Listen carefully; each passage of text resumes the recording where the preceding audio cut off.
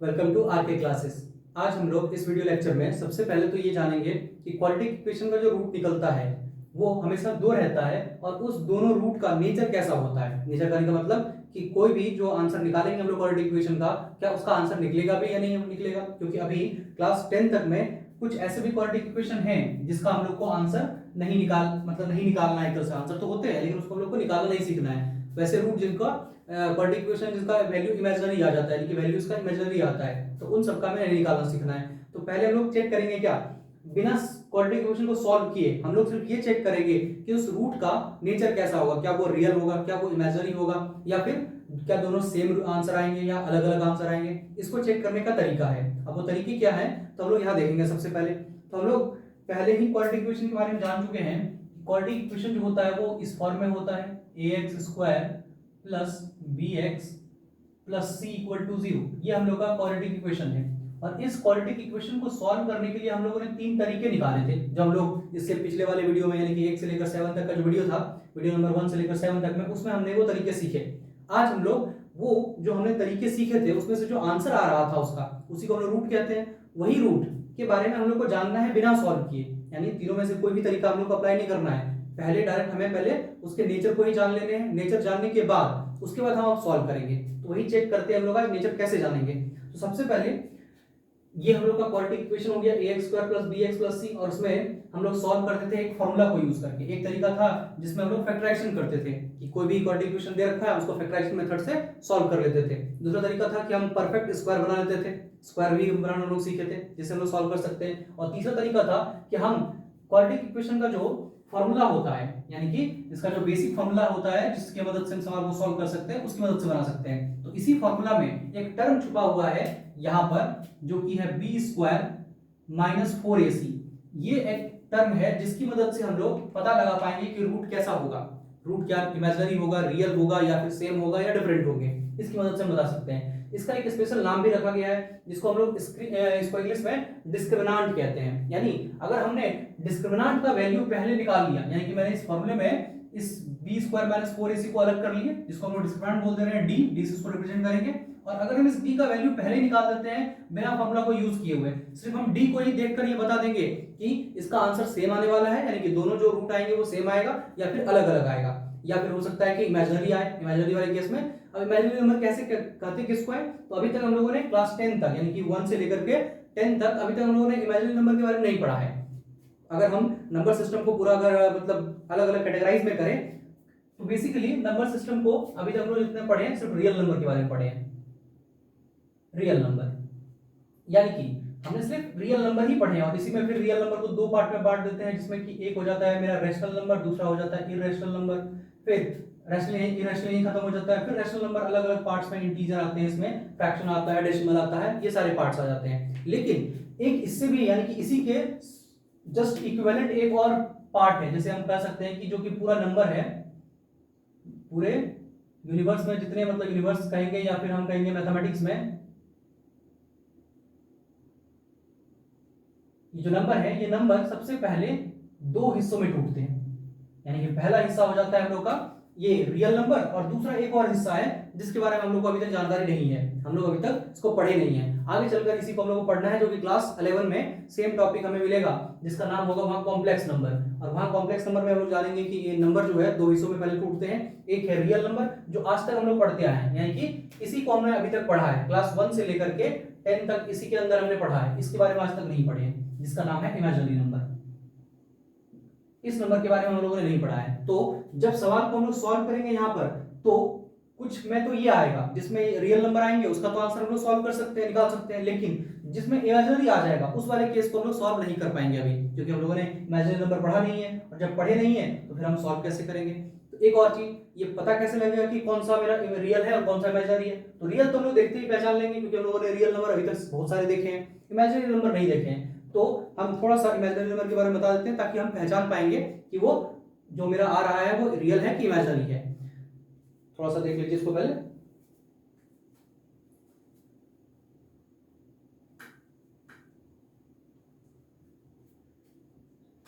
अगर कोई भी नंबर रूट के अंदर हो, पहला कंडीशन इमेजिनरी होने का तरीका क्या है कि कोई भी नंबर रूट में हो लेकिन नेगेटिव्स के साथ। जैसे अगर हम बोलते हैं -1, यानी कि रूट के अंदर नेगेटिव नंबर आ जाए तो ये एक इमेजिनरी नंबर कहलाएगा। उसी तरह रूट के अंदर -2 एक इमेजिनरी नंबर है, रूट के अंदर फिर से -3 इमेजिनरी नंबर है। इसी तरह और भी सारे, जैसे अब हम लिखते हैं रूट के अंदर -4, ये भी एक इमेजिनरी नंबर है। बेसिकली इस नंबर को डिफाइन किया गया है आयोटा, इसी को हम लोग आई कहते हैं, जिसका मतलब होता है आयोटा, यानी रूट अंडर -1 एक आयोटा के टर्म में रिप्रेजेंट करता है। इमेजिनरी नंबर को रिप्रेजेंट करने के लिए आयोटा टर्म का इस्तेमाल किया गया है, यानी जहां पर भी रूट अंडर -1 दिखे इसको हम लोग आयोटा लिख सकते हैं। तो जैसे इस 2 को अगर यहां देखें हम रूट अंडर -2 दिया है तो इसको हम लिख सकते हैं, 2 को तो अपने रूट में रहेगा, इसमें कोई दिक्कत नहीं है। और ये जो -1 है इस 2 के साथ अगर हम इसको चाहें तो इसको ऐसे भी लिख सकते हैं कि 1 into 2, और उसी तरह इस 3 के साथ भी तो 1 मल्टीप्लाई होगा, तो हम इसको 3 को अलग करके और जो 1 होगा 1, इस 1 को हम लोग नेगेटिव के साथ मल्टीप्लाई करके ऐसे करके लिख सकते हैं। और जब ऐसा करेंगे सेम काम यहाँ पर, इसको हम लोग फिर ऐसे लिख सकते हैं कि 1 into 4, तो हमको दिख रहा है या हर नंबर में रूट अंडर -1 मल्टीप्लाई है, यहाँ पर भी रूट अंडर -1 मल्टीप्लाई है, रूट अंडर -1, रूट अंडर -1 और ये रूट अंडर -1। तो ये जो रूट अंडर -1 है इसी को हम लोग आयोटा बोल दे रहे हैं ताकि हमको रिप्रेजेंट करने में आसानी हो। तो हम लोग इसको भी चाहे तो ऐसे लिख सकते हैं कि √2 का तो √2 हो गया, लेकिन रूट अंडर जो आई था 1 था इसको हम लोग यहाँ आयोटा बोल देंगे, रूट अंडर 2i, ये भी एक इमेजिनरी नंबर है। उसी तरह इसको अगर लिखेंगे तो ये रूट अंडर 3 तो अपने जगह पर रहेगा ऐसे करके, और ये जो रूट अंडर -1 दिख रहा है इसके अंदर इसको हम लोग आयोटा बोल देंगे यहाँ पर। सेम काम यहाँ पर रूट अंडर 4, और रूट अंडर 4 हम लोग जानते हैं 2 होता है, लेकिन उसको बाद में देख लेते हैं। ये मेरा हो गया आयोटा फिर से, तो ये आई, और इसको थोड़ा सा और सिंप्लीफाई कर सकते हैं क्योंकि हम लोग रूट के अंदर अगर 4 दिया हो तो उसको बाहर निकाल सकते हैं, ये बाहर निकल कर हो जाएगा यहाँ 2i, ये भी एक इमेजिनरी नंबर है। यानी कि जब भी नंबर रूट के अंदर आए और वो नेगेटिव हो जाए तो हम लोग कहेंगे वो एक इमेजिनरी नंबर है। यानी इस तरह का केस अगर जब भी आएगा, यानी कि यहाँ पर इस रूट के अंदर कोई नंबर अगर ये पूरा सॉल्व करने पर माइनस में आ जाता है, यानी कि नेगेटिव में आ जाता है, तो उसका सॉल्यूशन पॉसिबल नहीं होगा फिलहाल के लिए। आगे चलकर इसका सॉल्यूशन भी बनाना सीखेंगे हम लोग, जब इमेजिनरी नंबर पढ़ लेंगे तो हम लोग इसका भी सॉल्यूशन सीख लेंगे क्लास 11 में। फिलहाल हम लोग जब अभी 10 में आएगा तो बोलेंगे, जैसे यहाँ पर नेगेटिव नंबर आ जाएगा तो बोलेंगे therefore discriminant is negative, discriminant जो है वो नेगेटिव हो गया, जिसके कारण इसका कोई भी सॉल्यूशन पॉसिबल नहीं है। यानी कि ये था हमें इमेजिनरी नंबर के बारे में। अब थोड़ा सा और कुछ टर्म के बारे में जान लेते हैं। जैसे हमने देखा कि x equal to -b plus minus root under b square minus 4ac, और इसी को हम लोगों ने d नाम दिया, जिसको हम लोग बोलते हैं डिस्क्रिमिनेंट। अब इस डिस्क्रिमिनेंट से हमें कैसे पता चलेगा कि कब रियल है, कब इमेजिनरी है और कब सेम रहेगा। तो सबसे पहले देखिए, अगर if b square minus 4ac, यानी कि इसी टर्म का बात कर रहे हैं, इसको हम लोग d बोल सकते हैं। अगर d जो है वो ग्रेटर देन 0 हो जाए, यानी इसको सॉल्व करने पर यहाँ पर ये अगर 0 से बड़ा नंबर आ जाए, यानी कि पॉजिटिव में आ जाए 0.4, 0.7, यानी कि हमेशा 0 से बड़ा होना चाहिए, चाहे वो 10, 12, 14 कुछ भी हो सकता है, और छोटे में मिनिमम वो 0 पॉइंट समथिंग आए, तो उस केस में वो 0 से बड़ा होगा। और अगर 0 से बड़ा हुआ तो ये एक रियल नंबर होगा, और जब रियल नंबर होगा तो 2 डिफरेंट रियल रूट, यानी कि 2 अलग अलग आंसर आएंगे इसके, और वो दोनों आपस में रियल भी होंगे, अलग अलग होंगे साथ में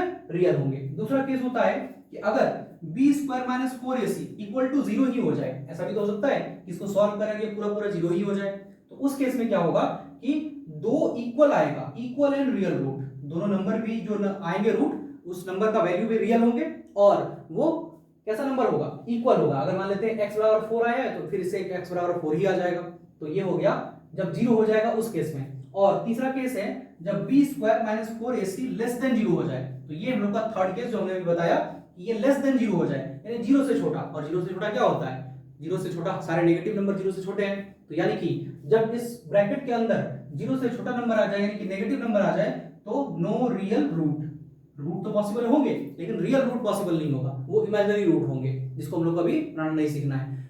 और इसको तीनों कंडीशन को याद रखने के बाद जब सवाल हम लोग के सामने दिया रहेगा कोई भी क्वाड्रेटिक इक्वेशन, जैसे ये वाला दिया है, तो हम लोग यहाँ पर ये फॉर्मूला अप्लाई करेंगे, यानी डी के लिए फॉर्मूला अप्लाई करेंगे और देखेंगे डी इन तीनों कंडीशन में से कौन से कंडीशन को सेटिस्फाई करता है। अगर ग्रेटर देन 0 है तो हमको मालूम है 2 अलग अलग रूट आएगा, हम लोग आराम से निकालेंगे इस फॉर्मूला को लगाकर, या फिर जो हम लोग 2 तरीके और पढ़े हैं उसकी मदद से निकाल सकते हैं। और अगर ये जीरो के बराबर हो जाए, यानी कि डी जो है वो जीरो के बराबर हो जाए, तो उस केस में भी पक्का पता है कि दो रियल नंबर ही आने वाले हैं हमको और सेम आने वाले हैं। अगर x इक्वल टू 2 आया तो अगला भी 2 ही आएगा।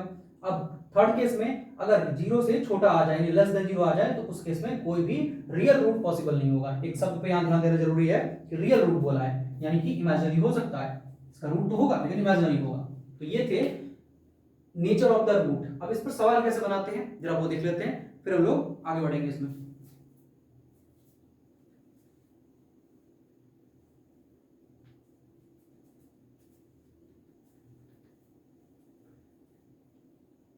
इसको यहाँ पर हम लोग लिख लेते हैं ताकि हमको सवाल बनाते वक्त मदद मिले। जैसे जब d क्या हो जाए, ग्रेटर देन जीरो हो जाए, तो शॉर्ट में लिख देते हैं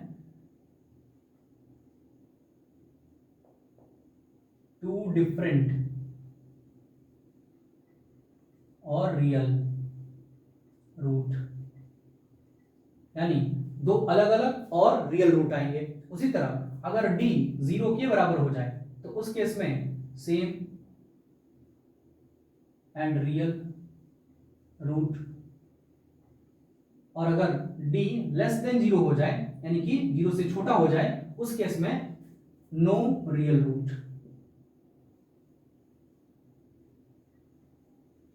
उस केस में कोई भी रियल रूट नहीं होगा। तो एक सवाल लेते हैं, उसके बाद फिर देखते हैं इसको कैसे हम लोग सॉल्व करेंगे। तो हम लोगों ने अभी तक 4.3 तक के सारे सवाल बना दिए थे। अब एनसीईआरटी का 4.4 स्टार्ट करते हैं, उसमें भी इस तरह के सवाल बहुत सारे दिए हैं। उस पूरे चैप्टर को पहले वैसे ही बनाने हैं। एक क्वेश्चन को ले लेते हैं इसमें 4.4। इसमें दिया हुआ है एक्सरसाइज, ये हो गया हम लोग का 4.4। अब पहला क्वेश्चन दिया हुआ है 1 का 1, 2x square minus 3x plus 5 equal to 0। ये हम लोग का क्वेश्चन है और हमें यही फाइंड आउट करना है क्या रियल रूट एग्जिस्ट करेगा, और अगर करेगा तो फिर हमें वो रियल रूट फाइंड आउट भी करने हैं। तो हमें इसको कैसे करना है वो देखते हैं। एक बार चेक कर लेते हैं वीडियो रिकॉर्ड हो रहा है कि नहीं। चल तो रहा है। चलिए अब इसमें आगे बढ़ते हैं। सबसे पहले करना क्या है, हमें यहाँ पर a b c ये तीन चीज आइडेंटिफाई करना है। क्यों ऐसा करना है, क्योंकि बेसिकली हम जानते हैं d बराबर होता ही है b स्क्वायर माइनस 4ac, यानी डिस्क्रिमिनेंट बराबर b स्क्वायर माइनस 4ac। तो हमको यहाँ b भी चाहिए, a भी चाहिए और c भी चाहिए। ये सब मालूम होंगे तभी तो d निकालेंगे, और d निकलेगा तभी तो हम उसके नेचर के बारे में जानेंगे। तो सबसे पहले यहाँ पर लिख लेते हैं कि यहाँ पर a क्या है। तो हम लोग जानते हैं a जो होता है वो x स्क्वायर का कोफिशिएंट होता है, यानी x स्क्वायर के साथ जो मल्टीप्लाई में है वो a है, यानी कि यहाँ पर 2 दिख रहा है हमको, इसलिए 2 लिखेंगे। उसी तरह b कौन है यहाँ पर, तो b जो x के साथ मल्टीप्लाई में रहता है वो b कहलाता है। तो यहाँ x के साथ मल्टीप्लाई में कौन है, 3, पर 3 नहीं -3 बोलेंगे इसको, क्योंकि यहाँ पर ये प्लस के साइन में है, जो भी साइन होगा साइन के साथ उसको लिखा जाएगा, यानी -3। उसके बाद c कौन है यहाँ पर, तो c जो कांस्टेंट बचा हुआ है तो उसको c बोल देते हैं। तो यहाँ पे जैसे मेरा 5 है, अब यहाँ नहीं है +5 लिखे, 5 लिखे इसका मतलब +5 भी हुआ कहलाता है। चलिए अब आगे बढ़े इसमें। तो ये हो गया हम लोग का a b c। अब ये निकालने के बाद हमें d निकालना है, तो हम लोग लिखेंगे d is equal to b square minus 4ac। इस फॉर्मूला को लिख दिया हम लोगों ने, d is equal to b square, b की जगह पर -3 का स्क्वायर, -3 का स्क्वायर माइनस 4a, a की जगह पर कितना है 2, और c ये हो गया। अब इसको सॉल्व कर लेंगे तो d is equal to 9 minus 10 40, 5 2 10, 10 4 40, ये आ गया 40 और वो हो गया 9। अब हमको दिख रहा है कि यहाँ पर 9 छोटा है और 40 बड़ा है, हमें बड़े नंबर में छोटे को सब्ट्रैक्ट करना है। इसका मतलब 40 माइनस 9 कर देना है। d इज इक्वल टू ये आ जाएगा 31, लेकिन नेगेटिव साइन के साथ। क्यों, क्योंकि 40 बड़ा है यहाँ पर, तो इसलिए माइनस के साथ। तो यहाँ पर हमको दिख रहा है d जो आया वो -31 आया, इसका मतलब ये तो 0 से छोटा है। नेगेटिव नंबर हम थोड़ा देर पहले बताए थे, सारे नेगेटिव नंबर 0 से छोटा ही होता है। तो ये भी तो नेगेटिव आया है, इसका मतलब ये भी 0 से क्या होगा, छोटा होगा। तो हम यहाँ लिख सकते हैं क्या कि d, चूंकि d is less than 0, d क्या है यहाँ पर लेस देन 0 है, therefore there is no real root, इसका कोई भी रियल रूट नहीं होगा। तो यहाँ लिख देते हैं therefore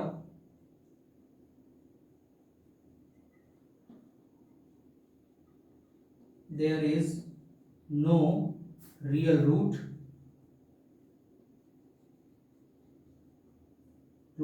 of given quadratic equation। quadratic equation इतना दे रखा है, तो यानी कि इसका कोई भी पॉसिबल ही नहीं है, तो इसको हम लोग आगे सॉल्व नहीं करेंगे, यही खत्म हो गया ये कि जब इसको सॉल्व किए लेस देन 0 आ गया तो इसका कोई भी रियल रूट है ही नहीं। अब जब रियल रूट है ही नहीं तो अब इसको सॉल्व कैसे करेंगे इसको, अब यही खत्म हो गया है। हाँ, जैसे हमने बताया कि आज को आगे चलकर हम लोग सॉल्व करना सीखेंगे कि कैसे इसका इमेजिनरी रूट निकालते हैं। यहाँ पर इमेजिनरी रूट आएगा तो कैसे आएगा वो आगे चलकर क्लास 11 में सीखेंगे हम लोग। अगर 11 का चैप्टर शुरू करेंगे अभी तो उसको भी पढ़ाएंगे इसके ऊपर। अभी हम लोग चल लेते हैं कोई एक ऐसा सवाल ले लेते हैं जिसमें कि रियल रूट आए या फिर 0 हो जाए। ये तो हो गया हम लोग का जिसमें इस केस में लेस देन आ गया था।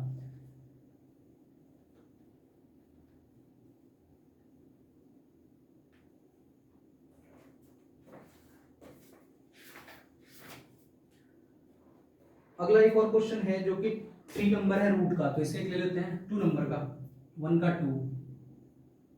क्वेश्चन है 3x² - 4 रूट अंडर 3x + 4 = 0। ये हम लोग का क्वाड्रेटिक इक्वेशन है। तो सबसे पहले इसको हमें फिर से इसमें रूट ही निकालना है, और रूट निकालने से पहले उस रूट को चेक भी कर लेना है क्या ये रूट रियल होगा या इमेजिनरी होगा या फिर दोनों सेम होगा।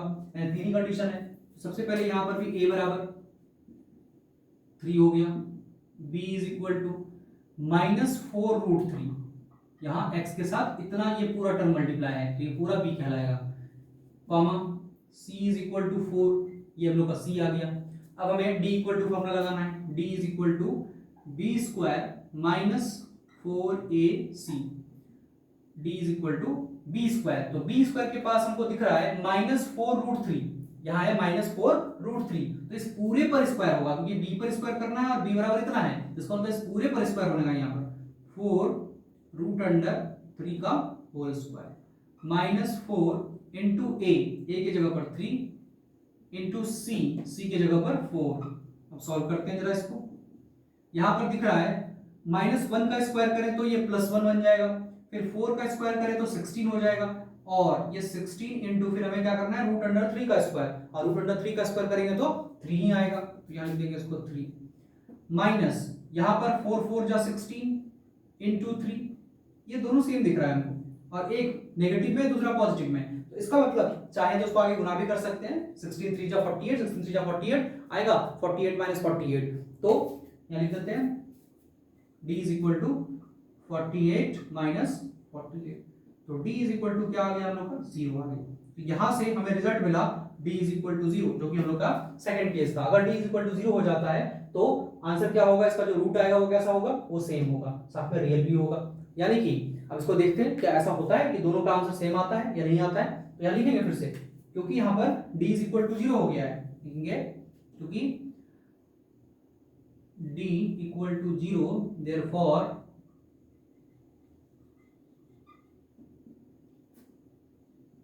it has two same and real root।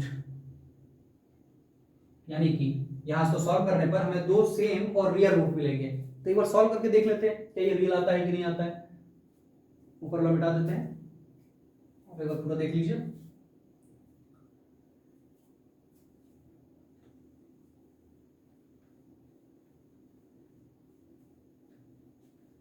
हमें सॉल्व करना है, और सॉल्व कैसे करना है तो कोई भी तरीका लगा सकते हैं। फिलहाल हम लोग फॉर्मूला यूज करेंगे, यहाँ पर फॉर्मूला की मदद से बनाएंगे, क्योंकि एक और रिजल्ट यहाँ मिलेगा हमको अगर फॉर्मूला यूज करके बनाते हैं तो क्या रिजल्ट मिलेगा वो देख लेते हैं।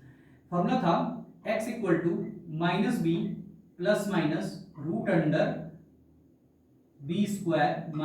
- 4ac। हम सोच रहे थे यहाँ d लिख दें, क्योंकि ये तो d के बराबर ही है तो हम d भी डाल सकते थे, तो ये 2a, इसी को ऐसे भी लिखा जा सकता है -b ±√d/2a। इसी को शॉर्ट करके ऐसे, क्योंकि हमें जानते हैं यही मेरा d कहला रहा है, तो इसके जगह पर हम d रख दिए यहाँ पर, और d बराबर इसमें कितना आया है हम लोग का 0 आया है, तो यानी यहाँ पर d बराबर 0 आ जाएगा। तो ये जो फॉर्मूला बन जाएगा वो बन जाएगा -b बाय 2a और फिर प्लस माइनस 0, और प्लस माइनस 0 अगर लेते हैं और रूट अंडर 0 करते हैं तो प्लस माइनस रूट अंडर 0। अब रूट अंडर से 0 निकालेंगे तो 0 ही आएगा, तो यानी कि यहाँ पे प्लस माइनस में 0 बचेगा, तो कोई मतलब नहीं बनता है 2a। यानी कि हमें क्या पता चला कि x इक्वल टू यहाँ पर आ रहा है माइनस बी बाई 2a। यानी अगर हमें क्वाड्रेटिक इक्वेशन के जब क्वाड्रेटिक इक्वेशन को सॉल्व करेंगे और वहां पर अगर d 0 आ जाता है, उस केस में हमको ज्यादा नहीं कुछ सोचना है, ना कोई इस फॉर्मूले को लगाना है, हमें सिर्फ minus B by 2a use कर लेना है। इसको जैसे ही पुट करेंगे मेरा आंसर आ जाएगा, जो भी मेरा आंसर था उसी को फिर 2 बार लिख देंगे क्योंकि सेम रूट आने वाला है यहाँ पर, तो लिख देते हैं यहां से x equal to minus B की जगह पर कितना हम लोग लिख रखे थे इसमें क्वेश्चन में, b बराबर हम लोगों ने बहुत पहले लिखा था -4√3, ये था हम लोग का b। और हमको यहाँ क्या चाहिए, a चाहिए, तो a बराबर यहाँ कितना था, a बराबर इस सवाल में था 4, एक बार चेक कर लेते हैं, या 3, मुझे लग रहा है 3 है,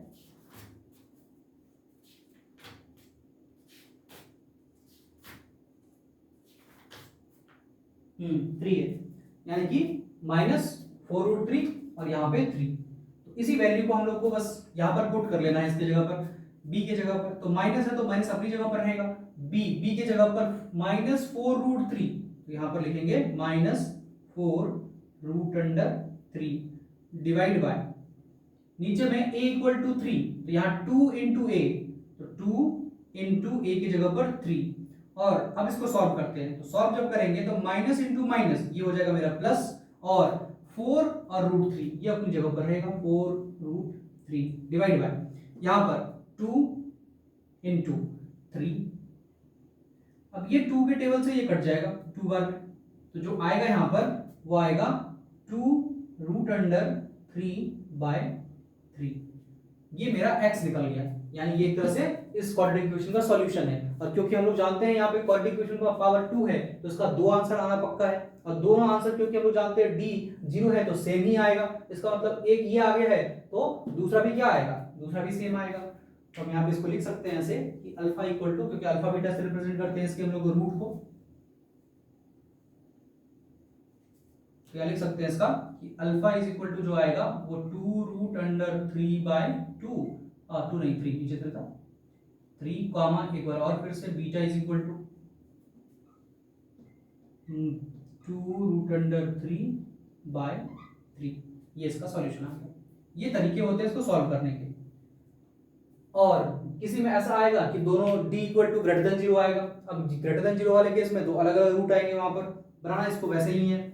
अब इसमें जो वर्ड प्रॉब्लम दिया हुआ है उसको हम लोग देख लेते हैं, क्योंकि बाकी जो सवाल 1 में एक और सवाल है 3 नंबर भी, तो वो भी इसे ऐसे ही बनेगा, उसमें शायद हो सकता है कि ऐसा आए कि ये मेरा ग्रेटर देन 0 हो जाए, यानी कि फर्स्ट वाला केस सेटिस्फाई कर जाए, उसके बाद 2 डिफरेंट रूट आएगा, बस स्टेटमेंट में खाली लास्ट में बदल देना है, क्योंकि ग्रेटर देन 0 है तो इसलिए इसका जो रूट है वो रियल होगा और 2 अलग अलग रूट्स होंगे।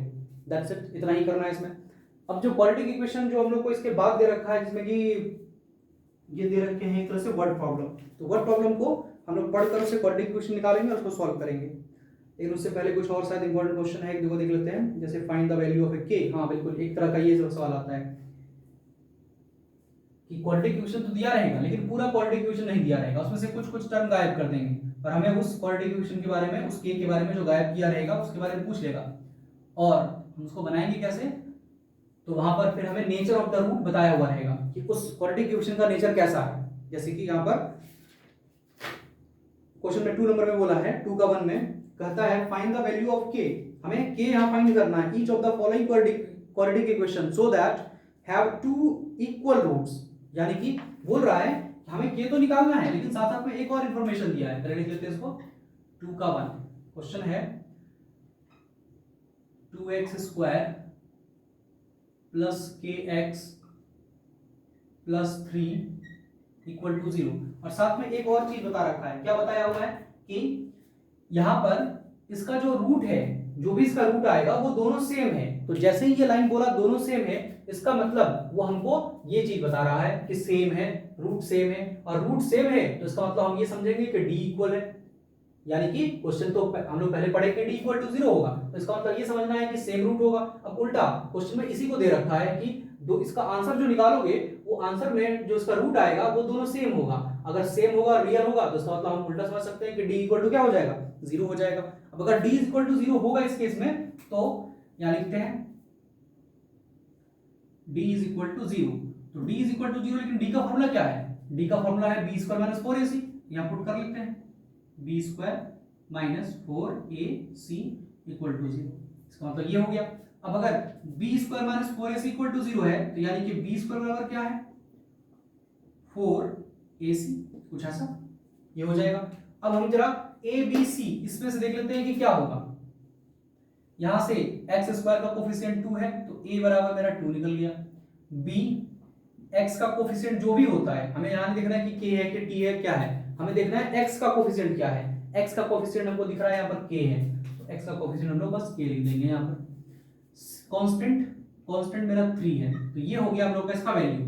अब करना क्या है, इस जगह पर इन सब का वैल्यू पुट करते चले जाना है। b बराबर k, यानी यहां पर हो जाएगा k का स्क्वायर इक्वल टू 4a की जगह पर 2, c की जगह पर 3। तो यहां से k square is equal to, इनको मल्टीप्लाई कर लेते हैं, लेकिन मल्टीप्लाई करना थोड़ा बेवकूफी वाला काम होगा, कारण क्योंकि हमें यहाँ दिख रहा है ये स्क्वायर है, और स्क्वायर है इसका मतलब इधर आकर रूट पड़ेगा, और जब इधर रूट पड़ेगा तो इसको तुमको रूट से ऐसे भी बाहर निकालना पड़ेगा, तो मल्टीप्लाई क्यों करें, हम इसको ऐसे ही छोड़ देते हैं। खाली यहाँ से इस स्क्वायर को हटाते हैं और इसको इधर ले आकर रूट डाल देते हैं। 4 इंटू 2 इंटू 3 और पेयर बनाते हैं।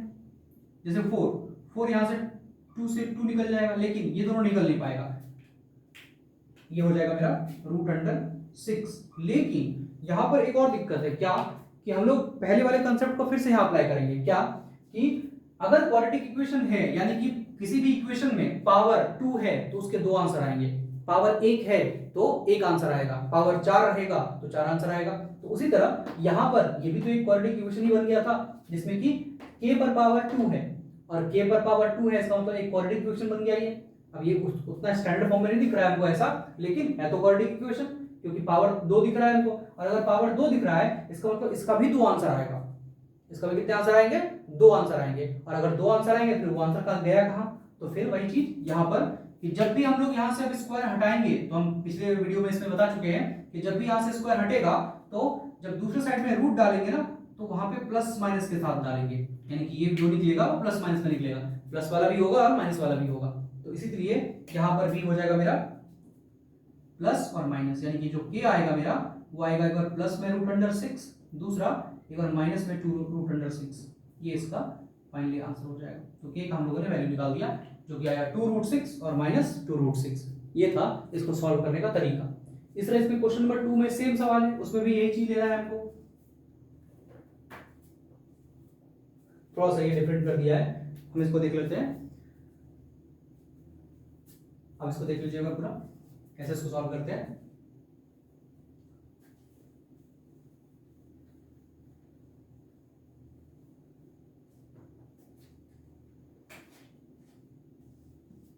क्वेश्चन नंबर 2 का 2 नंबर क्वेश्चन है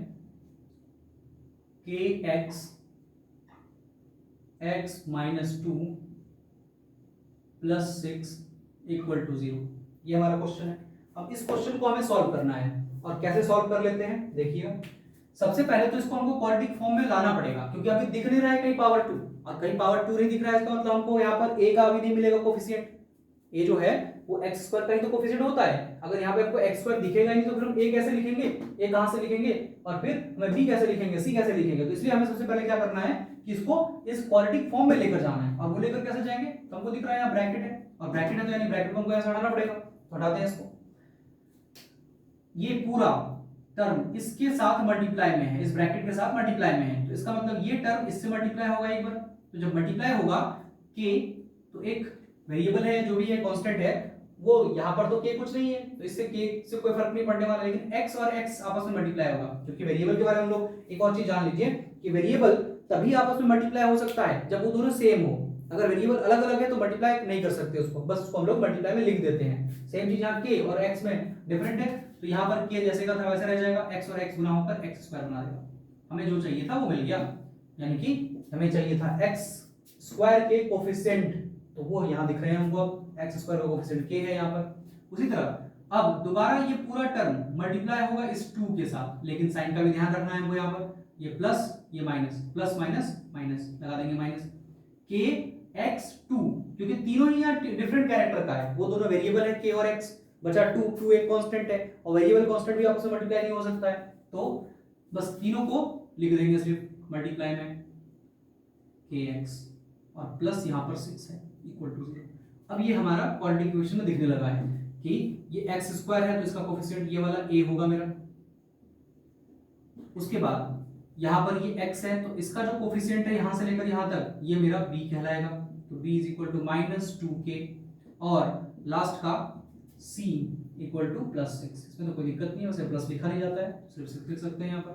ये हो गया मेरा क्वाड्रेटिक इक्वेशन में a b c। अब इसको सॉल्व करना है फिर से, तो यहाँ पर भी सेम कंडीशन अप्लाई होगा, क्योंकि क्वेश्चन ऊपर में हेडिंग में लिख रखा था कि इसके सेम रूट आने वाले हैं, तो सेम रूट आने वाले इसका मतलब d 0 होगा, तो फिर से वही तरीका लगाएंगे हम लोग कि d इज इक्वल टू 0, और अगर d इक्वल टू 0 आया इसका मतलब b square minus 4ac equal to 0।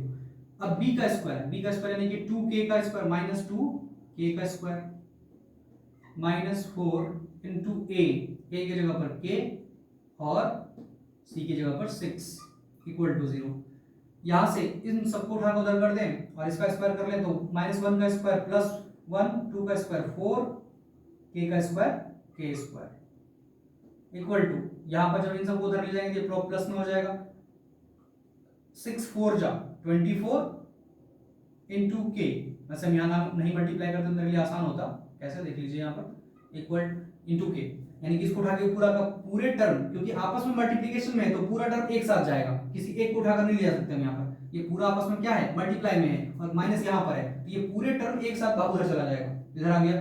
अब यहाँ से ये 4 और ये 4 कट जाएगा, दिख रहा है हमको साफ साफ। उसी तरह यहाँ से k square is equal to k6 या 6k ऐसे लिख सकते हैं इसको।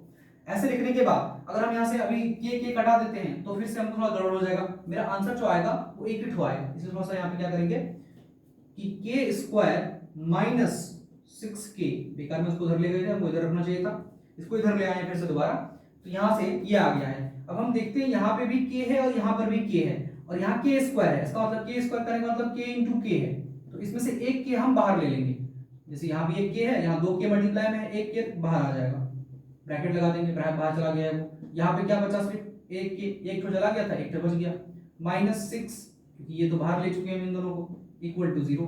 अब दो नंबर का प्रोडक्ट 0 आया, फिर से वही तरीका जो हम लोग फैक्टराइजेशन में सीख रहे थे कि दो नंबर का प्रोडक्ट 0 आया, और इसका मतलब कि यहाँ से हम बोल सकते हैं k भी 0 हो सकता है और k-6 भी 0 हो सकता है, तो इसके कारण k तो 0 रहा ही और k = 6 भी आ गया। ये आ गया इसका दो इक्वेशन, क्योंकि ये भी एक क्वाड्रेटिक इक्वेशन ही बन रहा था मेरा, और क्वाड्रेटिक इक्वेशन बन रहा था तो दो आंसर होते, और दो आंसर होता तो ये दोनों पॉसिबल है इसमें, 0 और 6।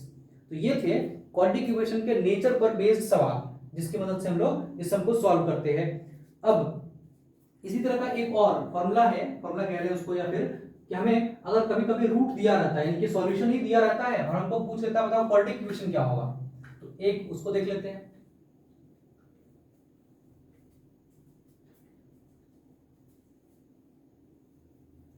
फिर हम लोग क्वेश्चन नंबर 3 पे चलेंगे। 3 में भी वर्ड प्रॉब्लम है, उस प्रॉब्लम को देखेंगे, लेकिन उससे पहले कि अगर हमें पहले से ही रूट दिया हुआ है और उस रूट की मदद से बोल रहा है कि क्वाड्रेटिक इक्वेशन निकालो, तो कैसे निकाल लेंगे। देखिए सबसे पहले अगर मान लेते हैं let alpha and beta be the root of ax² plus bx plus c equal to 0, यानी एक quadratic equation ax² plus bx² plus c ax² plus bx plus c equal to 0 है, तो इसका जो रूट आ रहा है वो अल्फा और बीटा आ रहा है। हमने अल्फा बीटा मान लिया कि इसका रूट जो होगा अल्फा बीटा होगा, तो बेसिकली यहाँ पर अल्फा बीटा अगर हम मान लिए हैं तो और हमें मान लेते थोड़ी देर के लिए ये क्वाड्रेटिक इक्वेशन नहीं मालूम है, या फिर हमें इस क्वाड्रेटिक इक्वेशन को इसका रूट के टर्म में लिखना है, यानी कि दूसरे तरह के फॉर्म में लिखना है, इसका जो सॉल्यूशन आया है उसके फॉर्म में लिखना है, तो उसको लिख सकते हैं हम लोग X square minus alpha plus beta, X square minus alpha plus beta into X plus alpha beta equal to 0। तो यानी कि अगर हमें रूट दिया रहे तो हम उसकी मदद से पूरा क्वाड्रेटिक इक्वेशन जनरेट कर सकते हैं इस फॉर्मूले की मदद से। करना कुछ नहीं है, अब जैसे हमको रूट दिया रहेगा हम अल्फा की जगह अल्फा का वैल्यू पुट करेंगे, बीटा की जगह बीटा का वैल्यू पुट करेंगे और अल्फा इंटू बीटा कर देंगे यहाँ पर, और इस पूरे इक्वेशन को फिर से सॉल्व कर देंगे। सॉल्व करने का मतलब यहाँ पे जैसे अगर कुछ फ्रैक्शन नंबर आ गया तो एलसीएम वगैरह लेकर इसको फिर से हमको इस तरह ले आना है, और इस तरह जैसे ही आएगा तो हमारा जो क्वाड्रेटिक इक्वेशन होगा वो आ जाएगा। यानी हमें यहाँ क्वाड्रेटिक इक्वेशन दिया नहीं होगा, हमें बस खाली ये दो नंबर दिए रहेंगे जो बोलेगा किसी क्वाड्रेटिक इक्वेशन का सॉल्यूशन है, कोई भी क्वाड्रेटिक इक्वेशन का वो क्या है, सॉल्यूशन है, तो उस केस में हम क्वाड्रेटिक इक्वेशन भी जनरेट कर सकते हैं। ये तरीका है इसको सॉल्व करने का। इस पर सवाल अगर बुक में होगा तो हम देख लेते हैं, नहीं तो हम किसी और बुक से सवाल को लाकर आपको समझा देंगे किसी और वीडियो में। चैप्टर खत्म हो गया, नहीं दिया है इसमें, एग्जाम्पल में हो सकता है दिया हो, या फिर कोई हम ऐसे ही अपने मन से कोई भी एक एग्जाम्पल का सॉल्यूशन ही उठा लेते हैं और उसे सवाल बना देते हैं। बुक में शायद नहीं दिया है इसको सवाल, एनसीईआरटी में नहीं दिया है, लेकिन आप आरएस रूलर जब बनाइएगा उसमें इस तरह के सवाल बहुत सारे मिल जाएंगे आपको। तो हम एक कोई भी एग्जाम्पल उठा लेते हैं और उसी को सवाल बनाकर फिर देख लेते हैं कि वो क्वाड्रेटिक इक्वेशन आता है या नहीं आता है।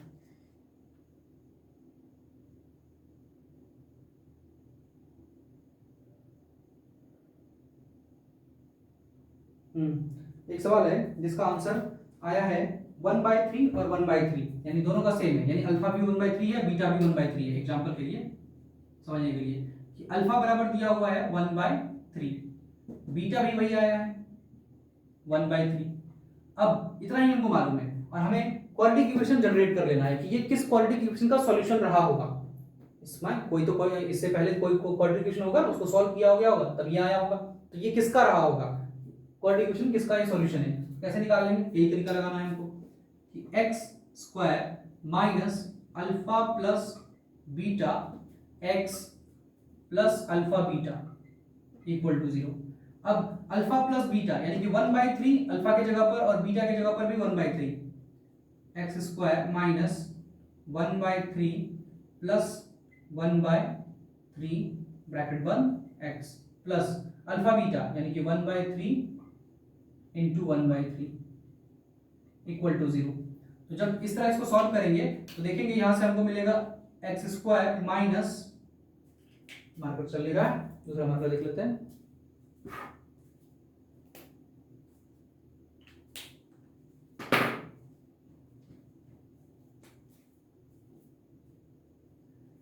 तो अब इसको सॉल्व करते हैं। जब इसको एलसीएम लेके सॉल्व करेंगे बहुत आसान दिख रहा है ये, क्योंकि डिनोमिनेटर अगर सेम रहेगा तो कोई दिक्कत नहीं है, सिंपल इसका न्यूमरेटर को जोड़ देंगे हम लोग और नीचे x हो गया प्लस यहाँ पर 1/9 इक्वल टू 0। 1/9 क्यों, क्योंकि 1 इंटू 1 1, 3 इंटू 3 9। अब इसको हमको क्या करना है, इस तरह ले आना है, यानी कि इसके जो डिनोमिनेटर देख रहे हैं उन सबको हटा देना है, और हटा कैसे सकते हैं, तो एलसीएम लेकर, बहुत आसान है। यहां से देख लेते हैं आगे, X square minus 2/3 x plus 1/9 equal to 0। और हमें अब इसका क्या करना है, एलसीएम ले लेना है। ऐसे बहुत सारे तरीके हैं इसको सॉल्व करने के, एक तो तरीका सबसे सिंपल है कि एलसीएम ले ले। दूसरा तरीका है कि हमको दिख रहा है यहाँ पर कि हम इस पूरे इक्वेशन को 9 से मल्टीप्लाई कर दें तो मेरा काम एक ही बार बन जाएगा। अब हम ये कैसे सोचे, ये पहले थोड़ा बना लेते हैं इसको एलसीएम से, फिर हम बताते हैं। 9 है, इसके नीचे कुछ नहीं है, 1 होगा, यानी 1 के टेबल में ये कितनी बार में आता है, तो 9 बार में आता है। 9 को मल्टीप्लाई करेंगे तो 9x²। यहाँ पर 3 के टेबल में 9 कितनी बार में आता है, तो 3 3 जा 9, 3 बार में आएगा, वो 3 से मल्टीप्लाई होगा तो ये बन जाएगा 6x प्लस 9 के टेबल में 9 कितनी बार में आता है, 1 बार में आता है, वो 1 इससे मल्टीप्लाई होगा तो 0। अब ये 9 क्रॉस मल्टीप्लाई करें तो इस 0 से जाके मल्टीप्लाई होगा, तो ये इक्वेशन आ जाएगा 9x² minus 6x plus 1 equal to 0। तो ये हमारा क्वाड्रेटिक इक्वेशन था जिसको सॉल्व करेंगे तो उसका आंसर ये निकल कर आएगा, अल्फा इज इक्वल टू 1/3 और बीटा इज इक्वल टू 1/3। एक बार चेक कर लेते हैं क्या यही था क्वाड्रेटिक इक्वेशन जो बुक में दे रखा है जिसको हम लोगों ने सॉल्व किया। बिल्कुल आंसर वही होगा जो कि 9x² minus 6x plus 1 equal to 0, ये क्वाड्रेटिक इक्वेशन आएगा। यानी कि हमारा रूट ये दिया हुआ था, इस रूट की मदद से हम इस प्रोसेस को फॉलो करते हुए हम कहां पहुंच गए, क्वाड्रेटिक इक्वेशन, जिसका ये आंसर था। ये तरीका है इसको बनाने का, उसको देख लीजिए। हम लोग फिर आगे बढ़ते हैं इसमें।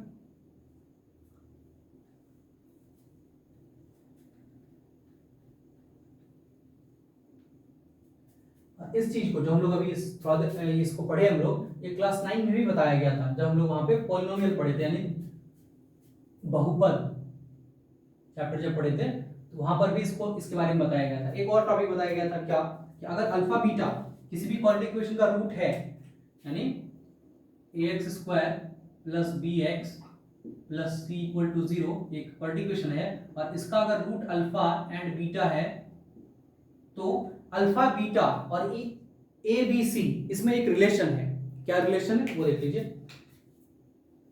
सम ऑफ द रूट जो होता है, यानी कि अल्फा और बीटा का जो सम होता है वो हमेशा माइनस बी बाय ए के बराबर होता है। यानी कि अल्फा प्लस बीटा हमेशा किसके बराबर होगा, माइनस बी बाय ए के बराबर होगा। दूसरा, alpha into beta, alpha into beta जो होगा वो हमेशा किसके बराबर होगा, तो सी बाय ए के बराबर होगा। ये एक रिलेशन है, इसका भी कभी कभी हमें जरूरत पड़ सकता है, इसे आप देख लीजिए। इस तरह के अगर सवाल हमें करने होंगे तो हम लोग, इस तरह का सवाल एनसीईआरटी में कहीं नहीं है, एनसीईआरटी में बहुत कम इस तरह के सवाल मिलेंगे, लेकिन आर्यस अग्रवाल अगर आप बना रहे हैं तो उसमें इस पर बेस्ड सवाल मिल जाएगा। फिर अल्फा प्लस बीटा वाला जो क्वाड्रेटिक इक्वेशन अभी देखे थोड़ा देर पहले, वो उस पर सवाल मिल जाएगा। तो आप इस सब पे ट्राई कीजिएगा। फिर हम लोग जब आर्यस अग्रवाल के सवालों को देखेंगे तो उस टाइम में उसके ऊपर फिर से एक बार सवाल हम बना लेंगे डिटेल में, और इसको समझ भी लेंगे वहां पर। तो ये थे नेचर पर बेस्ड सवाल, यानी कि रूट के क्वाड्रेटिक इक्वेशन के नेचर पर बेस्ड सवाल। अब एक दो सवाल इसमें और कर लेते हैं जो वर्ड प्रॉब्लम है, उसके बाद फिर इस वीडियो को खत्म करेंगे। और ये चैप्टर भी हम लोग का खत्म हो गया, आज के वीडियो में ये खत्म हो जाएगा। तो फिर हम लोग अगला चैप्टर जो स्टार्ट करेंगे, हो सकता है ट्रिगोमेट्री स्टार्ट करें, जो कि चैप्टर 8 है, या फिर एपी जो अगला चैप्टर है इसका, चैप्टर 5 अर्थमेटिक प्रोग्रेशन, एपी या फिर ट्रिगोमेट्री, इन दोनों में से कोई एक स्टार्ट करेंगे। चलिए अब हम लोग क्वेश्चन नंबर 3 इसका देख लेते हैं कि 3 नंबर कैसे सॉल्व करेंगे इसका। तो 4.4 का एनसीईआरटी का है, ये काम है एनसीईआरटी, ये रहा एनसीईआरटी। एनसीईआरटी का चैप्टर 4 क्वाड्रेटिक इक्वेशन का क्वेश्चन नंबर 3 कहता है, it is possible to design a rectangular mangrove where length is twice of its width. कहता है क्या एक ऐसा चीज, ऐसा फील्ड बनाना या रेक्टेंगुलर मैनग्रोव बनाना, जंगल टाइप का जहाँ पे पौधे लगे होते हैं, वैसा बनाना पॉसिबल है जहां पर उसकी लंबाई जो है चौड़ाई से दुगनी हो, and area is 800, if so find the length and width. तो अगर ऐसा पॉसिबल है तो उसका लेंथ और विड्थ निकालिए, यानी कि उसका जितना भी लंबाई होगा चौड़ाई से वो दुगुना होना चाहिए। अगर हम चौड़ाई 10 मीटर रख रहे हैं तो लंबाई हमको 20 मीटर रखना पड़ेगा।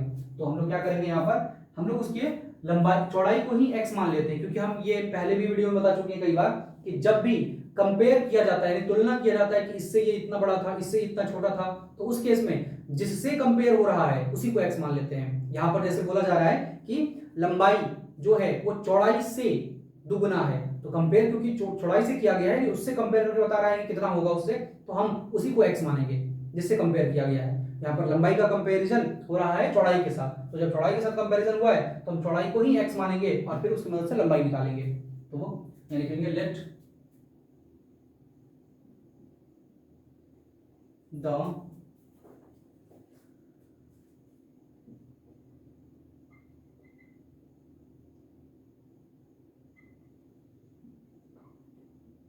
ऑफ रेक्टेंगुलर दे रखा था ना, हाँ रेक्टेंगुलर,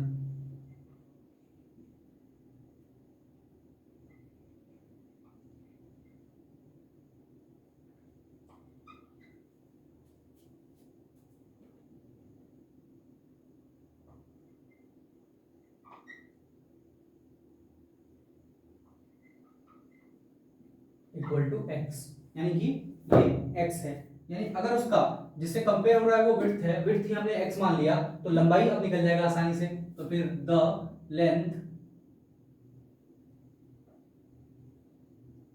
लेंथ ऑफ रेक्टेंगुलर में ग्रुप इक्वल टू 2x। साफ साफ बोल रखा था कि इससे दोगुना होना चाहिए, 2x हो जाएगा। अब कहता है कि जो रेक्टेंगुलर बनेगा, यानी जो रेक्टेंगुलर फील्ड यहाँ तैयार होगा, इस रेक्टेंगुलर फील्ड का एरिया जो होना चाहिए वो 800 होना चाहिए। दो कंडीशन, पहला कंडीशन तो बोला है कि जितना चौड़ाई है उससे लंबाई दुगुना होना चाहिए, पहला कंडीशन। दूसरा कंडीशन, इसका जो एरिया निकलेगा वो इससे 800 होना चाहिए, 800 मीटर स्क्वायर, यानी कि इसका एरिया जो होना चाहिए वो 800 मीटर स्क्वायर होना चाहिए। तो हम इस कंडीशन को यहां पुट करते हैं। क्या करेंगे कि हम इस रेक्टेंगुलर मैनग्रोव का एरिया निकालेंगे, और एरिया निकालने का जो फॉर्मूला होता है, area is equal to L into B पढ़े हम लोग। तो एरिया जो है एल इंटू बी होता है, और एरिया एल इंटू बी नीचे लिख लेते हैं। यहाँ पे देख लेते हैं कितना दिया हुआ एरिया दिया है 800। ये हो गया मेरा 800 मीटर स्क्वायर, और एरिया का फॉर्मूला यहाँ पुट कर देते हैं, L into B is equal to 800 metre square. यहां से पुट करेंगे, इंटू रखेंगे, तो यहाँ पे लेंथ मेरा 2x है, 2x इंटू विड्थ मेरा x है, तो यहां से x इज इक्वल टू इतना। तो यहां से मल्टीप्लाई करेंगे तो x इंटू x स्क्वायर, 2 का 2 इक्वल टू 800। वैसे चौक इसका लगता है खत्म हो गया, भरना पड़ेगा। चलिए, भरने में लेट हो जाएगा अभी, तो आज ऐसे ही चल लेते हैं। यहां से 2 के टेबल से ये कट जाएगा, जो कि आएगा ये 400। तो यहां से x स्क्वायर जो निकल कर आया वो आया मेरा 400 इतना। अब क्योंकि हमें x निकालना है तो इस स्क्वायर को यहां से हटाना पड़ेगा, और जब स्क्वायर को हटाएंगे तो यहां पड़ेगा रूट, और जब रूट पड़ेगा, थोड़ा देर पहले बताए थे कि लगेगा प्लस माइनस रूट अंडर 400। लेकिन इस केस में माइनस वाला आंसर सही नहीं होगा। क्यों नहीं होगा? क्योंकि लंबाई है, कई बार बता चुके हैं कि लंबाई जो होता है वो कभी नेगेटिव नहीं हो सकता, और अगर नेगेटिव नहीं हो सकता इसका मतलब कि ये माइनस वाला इसमें आएगा ही नहीं। ऐसे लिख तो सकते हैं, लेकिन x का जो वैल्यू जब निकलेगा, यहाँ से 20 बाहर निकलेगा और -20 निकलेगा, तो ये आंसर नहीं हो सकता, क्योंकि ये नेगेटिव में नंबर है, और जब नेगेटिव में है ये होगा नहीं, बचा कौन? x इक्वल टू 20, यानी इसका जो विड्थ है वो मेरा 20 मीटर हो गया, और जो इसका लेंथ है वो इससे दुगुना है। दुगुना करने का मतलब 2 इंटू एक्स, यानी कि 20 इंटू 2, जो कि आएगा इसका 40 मीटर। ये इसका आंसर हो गया। तो ऐसा बनाना बिल्कुल संभव है जिसमें कि ये आंसर आ जाएगा। ये था इसको बनाने का तरीके, यानी कि ये था क्वेश्चन नंबर 3 का सॉल्यूशन। उसी तरह 4 नंबर में भी शायद कुछ ऐसे ही सवाल दे रखा है, फॉलोइंग सिचुएशन इज पॉसिबल। जो दे रखा है सिचुएशन, क्या वो पॉसिबल है? अगर है तो आप इसको बनाकर दिखाइए। 5 नंबर में भी सेम है, और उसमें भी रेक्टेंगुलर पार्क ही दे रखा है। तो आप 4 और 5 खुद से ट्राई कीजिएगा बनाने का, क्योंकि मैंने सारे सवाल लगभग बता दिए हैं। और ना बने तो आप जरूर कमेंट कीजिएगा, हम इसको बताएंगे। आज इस चैप्टर को हम लोग खत्म करते हैं। उसके बाद अगला जब हम लोग मिलेंगे चैप्टर वीडियो नंबर 9 में, अभी 8 में हम लोग थे, 9 में जब मिलेंगे तो वहां पर हो सकता है हम लोग ट्रिग्नोमेट्री ही शुरू करेंगे। धन्यवाद, जय हिंद।